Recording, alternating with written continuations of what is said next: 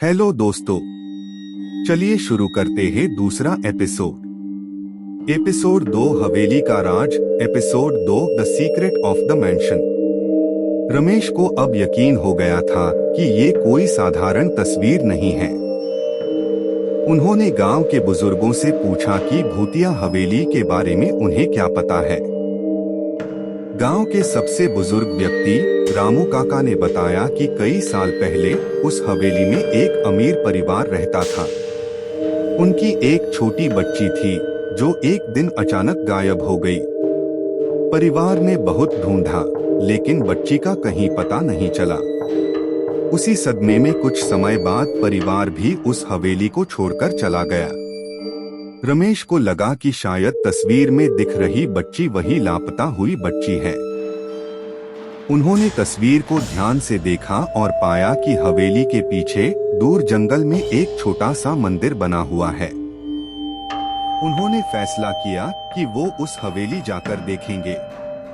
अगले दिन सुबह होते ही वे हवेली की तरफ निकल पड़े। हवेली जर्जर हालत में थी, दरवाजे टूटे हुए थे और खिड़कियों के शीशे टूट चुके थे। रमेश ने हिम्मत करके अंदर जाने का फैसला किया।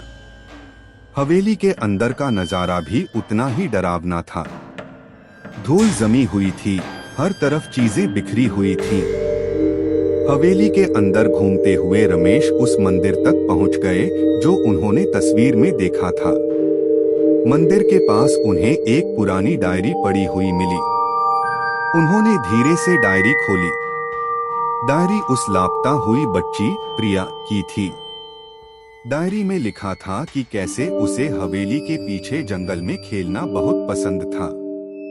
एक दिन खेलते हुए वह जंगल में बहुत दूर चली गई और रास्ता भटक गई।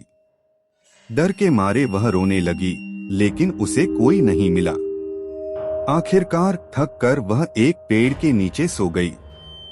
सुबह उठकर उसने देखा कि वह एक अजनबी कमरे में है। वहां एक बूढ़ी औरत थी जिसने उसे कैद कर लिया था। रमेश डायरी पढ़कर सहम गए। उन्होंने प्रिया के माता पिता को ढूंढने का फैसला किया। शायद उन्हें प्रिया को ढूंढने में मदद मिल सके।